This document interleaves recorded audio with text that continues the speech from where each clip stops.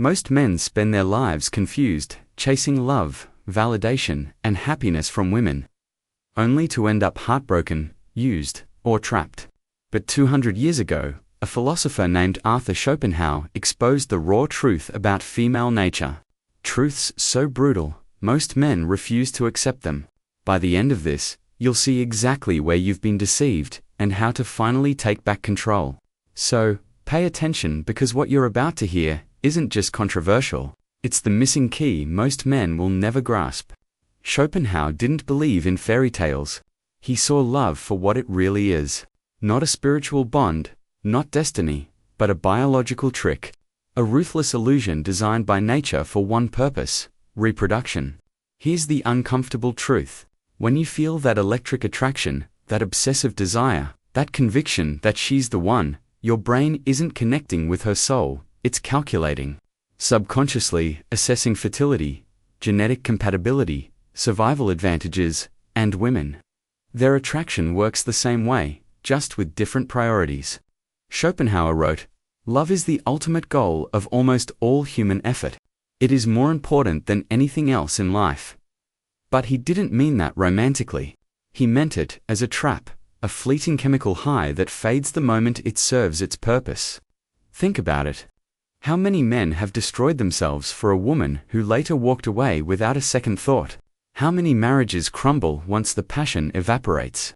That's not coincidence. It's nature's design. Women don't choose men based on fairness, loyalty, or even logic. They follow an ancient selection program, hardwired to seek status, security, and genetic superiority. A man's devotion means nothing if he can't provide these. Schopenhauer saw this clearly. Women are rarely guided by reason. They are ruled by instinct and emotion. This isn't misogyny. It's observation. Look at dating apps where 80% of women compete for the top 20% of men. Look at divorce courts where commitment is rewarded with financial ruin. Look at history where kings died for mistresses who betrayed them. The pattern doesn't change because the biology doesn't change. Most men believe love is mutual, that if they sacrifice enough, care enough, prove their worth, they'll be rewarded. But Schopenhauer warned, to be loved, one must not be just, but clever. Women don't fall for nice, they fall for strength. Not just physical, but social, financial, psychological. This is why the good guy finishes last. Not because he's unworthy, but because he misunderstands the game. He thinks love is earned through service. Women by instinct are drawn to men who don't need to serve. Ever noticed how women lose interest once they've secured a man? How the chase reverses? Schopenhauer called it the tragedy of possession. The thrill isn't in having, it's in conquering. Once the conquest is over, biology moves on. That's why men who cling too hard, who make her the center of their world, inevitably watch her walk away. But here's the twist. This isn't women's fault, it's nature's. And the man who understands this, he stops blaming. He starts strategizing. Schopenhauer's lesson isn't to hate women, it's to see them clearly. To recognize that love isn't a fantasy. It's a negotiation, and the man who negotiates from weakness loses every time. But this is just the beginning. Because the next truth, it's even darker. It explains why modern men are being outplayed in every arena and how to flip the script. Stick around, because what comes next is where most men realize they've been lied to their entire lives. Schopenhauer saw what most men today still refuse to admit. The rules of attraction aren't fair. They aren't logical. And they certainly aren't in your favor. While modern society preaches equality, biology operates on a different set of laws. And the man who ignores this, he's already lost. Here's the brutal reality. Women hold the ultimate leverage in relationships. Not because they're cruel, but because nature designed them to be selectors. From the moment puberty hits, a woman's value in the sexual marketplace peaks, while a man's must be built through struggle, status, and survival. Schopenhauer put it bluntly.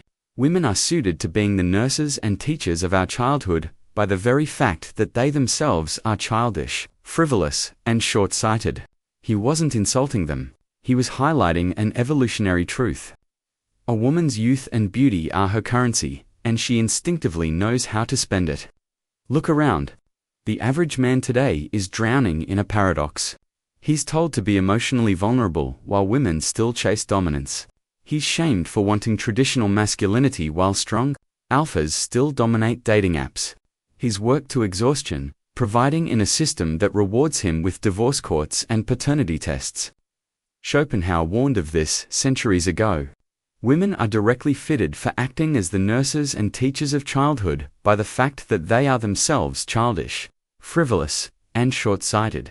In a word, they are big children all their lives. But here's where it gets dangerous. Modern women haven't just embraced their power, they've weaponized it. Social media has turned attention into an economy, and the average man is the unpaid laborer. He simps, he orbits. He competes for scraps of validation from women who will never commit to him. Why? Because he's been sold a lie. That devotion alone is enough. Schopenhauer saw the trap long before dating apps and Admire Me Too. Women are systematically trained to be incapable of genuine love. This sounds harsh until you realize what he meant. Female love is conditional. It's tied to utility. A man isn't cherished for who he is, but for what he provides. The moment he stops providing, the love fades. This isn't cynicism, it's survival. Women are hardwired to seek the best possible mate. If a man stagnates, she will resent him. If he falls behind, she will replace him. And modern society, it cheers her on. Schopenhauer divided men into two categories: those who serve and those who are served. The beta male exhausts himself trying to prove his worth. The alpha commands worth effortlessly. One begs for loyalty. The other inspires obsession. You see this everywhere. The office worker who sacrifices his health for a promotion, hoping it'll make his wife respect him again. The gym rat who transforms his body only to realize women now want him, but only for sex, not commitment. The simp who spends his paycheck on a girl who will ghost him the second a higher status man appears. These men aren't victims, they're volunteers. But Schopenhauer didn't just diagnose the problem. He revealed the solution. The first rule of survival is to see the world as it is, not as you wish it to be. The man who thrives today isn't the one who clings to outdated romanticism, it's the one who masters the game. And the final truth? The game is rigged, but only if you're playing by the wrong rules. This is where most men give up, because the next truth is the hardest to swallow. It's not about women, it's about you, and the moment you face it, everything changes. Schopenhauer uncovered a disturbing truth that modern psychology now confirms. Women don't compete like men. They don't challenge you directly. They don't flex their power where you can see it. Their greatest weapon is invisible, instinctive, and devastatingly effective. Emotional influence. While men fight with fists or logic, women wage war through perception. They don't conquer. They manipulate reality itself. Consider this. When a man wants something, he demands it. When a woman wants something, she makes you believe it was your idea. Schopenhauer saw this clearly. Women are adapted to a sedentary life by their lack of physical strength, and to the care of children by their natural inclination. Hence, they live more in the present than men. But this present moment focus gives them a dangerous advantage. They read micro-expressions, tone shifts, and social dynamics with near supernatural accuracy. A man thinks he's having a conversation. A woman is conducting an interrogation. Modern men believe they're in control of their relationships. They're wrong. From the first date to the divorce papers, women guide the interaction through subtle tests. Most men fail without realizing it. The compliance test, how quickly you rearrange your schedule for her. The frame test, whether you stand your ground or cave to her emotions. The investment test, if you chase more than she does. Schopenhauer warned, women are instinctively crafty and have an innate talent for deception. This isn't evil. It's evolutionary programming. In a world where physical strength didn't secure survival, emotional intelligence became the ultimate currency. The woman who couldn't navigate male psychology didn't pass on her genes. Here's where modern men walk blindly into the trap. They confuse a woman's attention for genuine interest. But Schopenhauer revealed the dark reality. Women are most drawn to men who don't need them.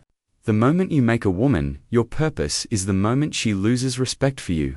This explains why nice guys finish last. Why marriages crumble after men sacrifice their ambitions. Why women pursue emotionally unavailable men. It's not that women want to be treated poorly. They're biologically wired to seek men of higher value, and nothing destroys perceived value faster than neediness. Every interaction with a woman contains an unspoken power struggle. Most men lose before they realize the battle began. She cries to avoid accountability. She withholds affection to train compliance. She flirts with others to test your confidence. Schopenhauer called this the tyranny of the weak. Women leverage their perceived vulnerability to control stronger adversaries. A man who falls for it becomes a slave. A man who recognizes it, he becomes unstoppable. But there's hope. Schopenhauer's most liberating truth is this. The first step to freedom is seeing the chains. Once you understand female nature isn't personal, it's biological. You stop taking it personally. You stop begging for loyalty and start inspiring it. The final lesson. The most dangerous lies aren't the ones women tell men. They're the ones men tell themselves. Schopenhauer's most devastating revelation wasn't about women. It was about the cold, unflinching reality of human nature itself.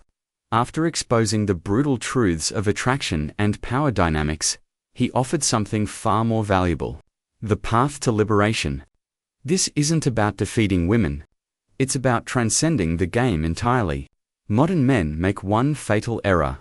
They believe happiness comes from female validation. Schopenhauer saw through this illusion. The happiness which we receive from ourselves is greater than that which we obtain from our surroundings. The men who thrive aren't those who conquer women, but those who conquer themselves. They develop a purpose so consuming, so intrinsically rewarding that female attention becomes a pleasant bonus rather than a life or death necessity. History's most remarkable men, the artists, the inventors, the warriors, weren't distracted by the chase. They were too busy building empires. Here are the 3 pillars of unshakable masculinity. 1. Economic sovereignty. Schopenhauer warned that money is human happiness in the abstract, not for what it buys, but for the freedom it secures. The man who controls his finances controls his fate. 2. Philosophical depth. Most men live on autopilot. The exceptional man cultivates a mind sharp enough to cut through societal lies. He reads, debates, and thinks for himself. 3. Physical mastery. The body isn't just a tool for attraction. It's the vessel of your will. Weakness here breeds weakness everywhere.